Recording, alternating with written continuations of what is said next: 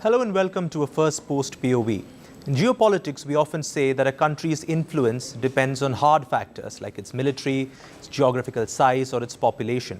But in recent years, one tiny country has been punching above its weight consistently, and that's Qatar. Donald Trump, in this week, signed an executive order that effectively assures the security of the state of Qatar. He has said that the United States will use all means, including military means if necessary, to defend Qatar from any foreign aggression. Many experts are saying that this reminds them of the sort of guarantees that the United States has given to its NATO countries. The question is, how reliable are these guarantees and how will it reshape the security infrastructure of West Asia? Let me put some of these questions to my guest, Dr. Andreas Krieg, who's the Associate Professor for Security Studies at the King's College in London. Thank you so much, Doctor, for speaking to us on First Post. Thanks for having me. Let's talk about the trigger of this deal, because most of these mutual security or assistance deals are meant to deter a third party. In this case, who do you think that is? Is that Israel or Iran? I ask because both these countries launched airstrikes on Doha this year. That's true. I mean, over the last 3 months, Qatar was attacked twice, once from Iran and once from Israel. I think the effect that this deal is really a symptom of the last attack in September, not even a month ago, when Israel struck Qatar. I mean, Israel is a US ally and Qatar is a US ally as well. So there were two US allies attacking each other, or Israel attacking another US ally. So that, I think, was really the catalyst to bring this about. But obviously this conversation has been had for a long time. And Qatar sees itself in many ways as a force multiplier of US power in the global south, but mostly in the Middle East. You know, in terms of mediation, in the diplomatic realm, the United States would not have been able to act as agile as they have over the last couple of years without Qatari support. So the countries are saying, we're ready to help you. We're ready to be your force multiplier. We are a net contributor to US power, but in return, what we require is your protection. And that's basically what the Trump administration has been able to provide at relatively short notice. Obviously, this is not a treaty, but it's an executive order. But considering that this came about in just 3 weeks, it's quite significant. Now, the thing about some of these mutual security clauses and deals is they sound excellent on paper. You attack my friend, both of us will attack you or defend you from foreign aggression. But in practice, they don't really tend to play out as well. We saw some Trump allies speak out against this deal. They've said, for example, if Netanyahu were to go rogue again and launch another airstrike on Hamas targets in Doha, is the United States going to be at war with its own ally in Israel? So how realistic are these guarantees that the Trump administration is giving to Qatar? The devil here is in the detail, isn't it? I mean, if you read carefully, word by word, each sentence of this executive order, it's not an Article 5 sort of NATO treaty. First of all, it's not a treaty because it hasn't been ratified by Congress. It's an executive order. The wording also doesn't mean an attack on Qatar will be the same as an attack on the United States, which is basically what Article 5 stipulates in NATO. It says that an attack on Qatar will be a threat to US interests and to the United States and will be treated as such. So there is a bit of ambiguity in there in terms of how the United States will respond to it. It's quite clear that it will be classified as a threat to the US and the US will respond to threats, but how they will respond to it, that is up to the president then.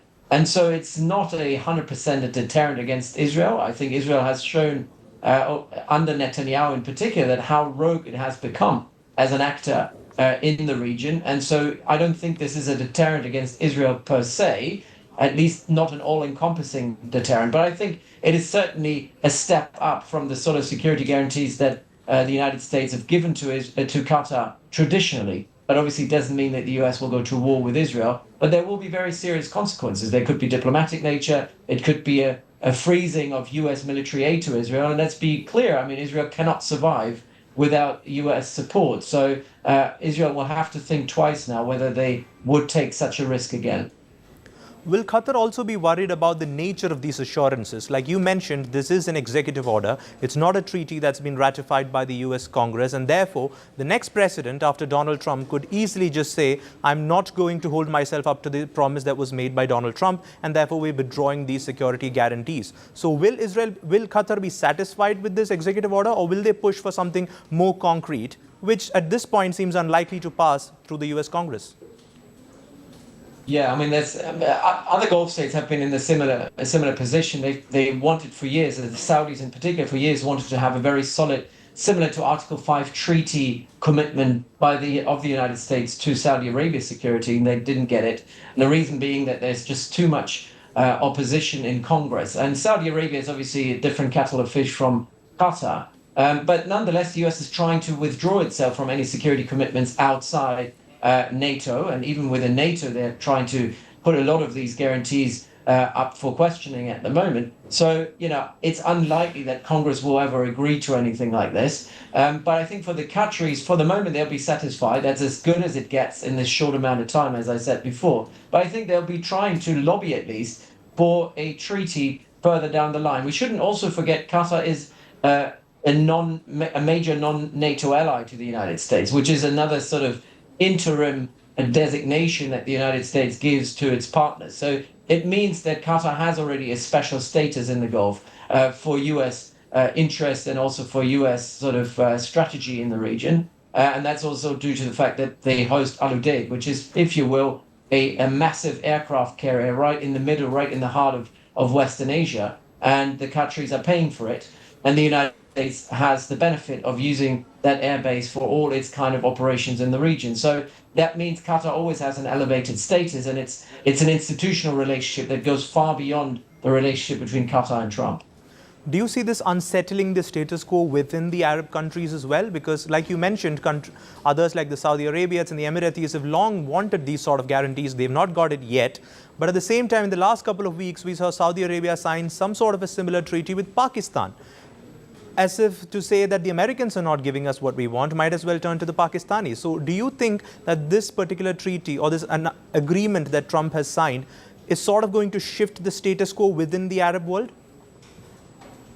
It's quite clear the Israeli attack on Qatar is a game changer for Gulf security and Gulf security perceptions because, unlike Iran, Israel is an American ally, and America has always underwritten security in this part of the world. So if America is not more forthcoming in terms of giving security guarantees, the Gulf states will diversify. I think Qatar will probably not diversify. Qatar, its strategic culture is very much wedded to the United States. They've put all their eggs traditionally in the US basket. But the UAE and Saudi Arabia already are out to, shopping and looking for alternatives. These shifts won't come quickly. They won't happen overnight. It will, in the short term, they're all very much still in the US sort of sphere of influence, but they're trying to diversify. And the deal with Pakistan is a step into that direction. And, Pakistan, we have to read between the lines, but it looks like that Pakistan is extending its nuclear deterrence umbrella to Saudi Arabia. That is a very significant step. And that's a step I don't think the United States would be willing to make for any Gulf states, considering where the Gulf states are situated and the fact that they're right on this frontier of potential conflict with Iran, but also now conflict with Israel. It's a very unstable region. I don't think anyone in the United States wants to open another sort of commitment, which will drag US commitments, forces, and also taxpayers' money into this part of the world. Right. Now, if you ask a lot of Trump's critics, they will say that this is not just about strategy. There's a personal interest here because the Trump family has business interests in Qatar. They've gifted him a plane. So that's why he's giving all this quid pro quo to Qatar. But you study the strategic relations between the United States and Qatar. Do you think the rapid pace at which Trump has given this guarantee to the Emirate suggests that there is a security and strategic reason for this move? Or is there credibility to the argument that this is more of a quid pro quo based on Trump's business and personal interests in Qatar? Well, as I said, there is a very deep-seated strategic and institutional relationship between the United States and Qatar that precedes the Trump administration and even Trump administration 1. I mean, that goes back really to the 1990s and early 2000s.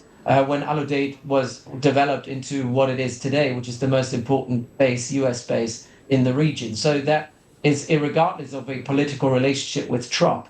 I also would say that any other president who would be in the position now, having seen Qatar being attacked by Israel, would have taken a very firm move. What we have to say, though, is that all the Gulf states have developed a very deep, intimate relationship with the Trump administration. Trump as a person, as well as with individuals within the Trump administration.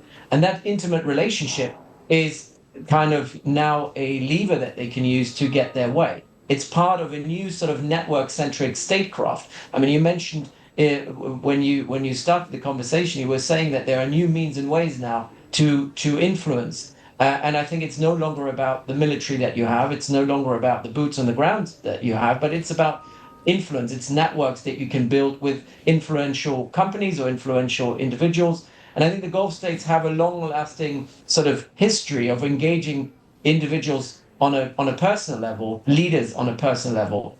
Institutions were always very personalized. So for them, it's quite natural to engage with someone like Trump, who also values personal relationships, who also values business and commercial entanglements in order to underwrite what are political relations. So I think in that respect, the Gulf states have found a kind of an easy way to engage with the Trump administration, and that can help to speed things up. And it's a direct line of communication to Trump directly, which very few countries in the world have. I would say even most of the European countries don't have such an intimate relationship with the Trump administration than, let's say, the UAE, Qatar, and also Saudi Arabia. So do you see those countries, the UAE, Saudi Arabia, also push for these executive orders and say, okay, you can't give us a treaty, at least give us what you gave Qatar? And if so, do you see the Trump administration agreeing to those and a host of these executive orders coming out in the weeks to come? Now, for the Saudis and the Emiratis, unlike the Qataris, they've traditionally over the last 10 years sought more strategic autonomy. And I think they will continue on that path of strategic autonomy.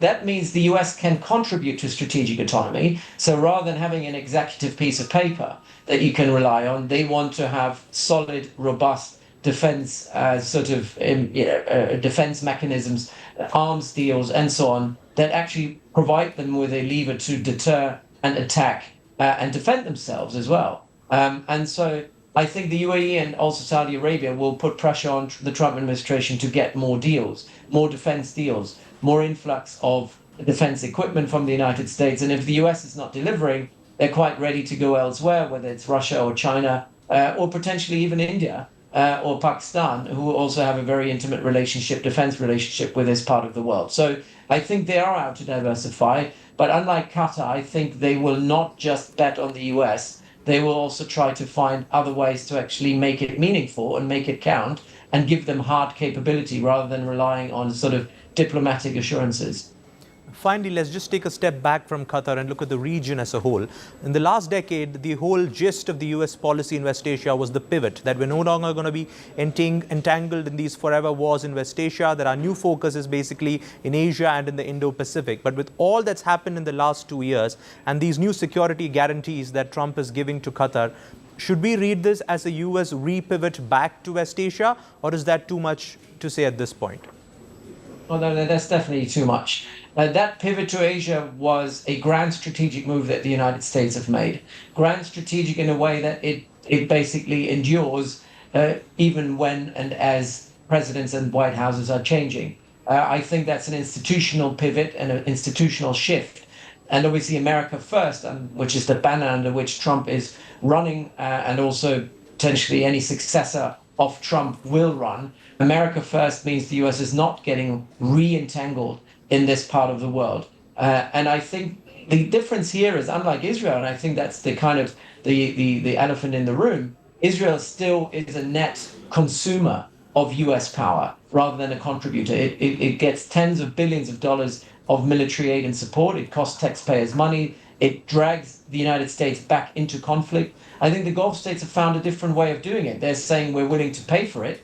It doesn't cost US taxpayers money. We actually contribute to the US economy. We are paying for everything. We're willing to lend you our jurisdictions for military operations. We're able to, like the Qataris, provide you with mediation and diplomatic support. And so in many ways, the Gulf countries as a whole are net contributors to US power. And so I think it's a kind of a transactional approach where the US is giving guarantees for security, but in return, the Gulf states have to do their part of the deal, which is allowing the United States to use them as force multipliers to engage Iran, to engage non-state actors like Hamas, to engage, like the Omanis are doing, the Houthis in Yemen, and also build relationships into Africa and other parts of the world where the US is no longer as represented. So it's very much a tit-for-tat sort of deal. which is very different from the deal that Israel has developed. And I think here we see in the next coming years a major shift where I think the US will disengage from Israel gradually. Right. I think like with any security guarantee, the real test is when it's put to the impact on the battleground and when there is actually an attack on Qatar, and then the question arises whether Trump will live up to the promise that he made. Let's hope things don't escalate to that level, but if it does, it's going to change the security infrastructure of West Asia. Thank you so much, Dr. Andreas Krieg, for speaking to us on First Post. Appreciate it. Thank you. First Post now available in 9 languages on YouTube. English, Stands at $36 trillion. French, Le FMI, comme German, Geschäftsführenden Direktor, Hindi, $30 trillion ka karj mo. Indonesian, Pemerintah tanpa pemeriksaan. Italian, Sekali radikali. Stop. Japanese, $4 trilhão. Portuguese, Por causa do próprio balanço patrimonial. Spanish. Beautiful bill. Go to Settings, click on Audio Track and select a language of your choice. Be the first to know what's happening around you in your first language. First Post.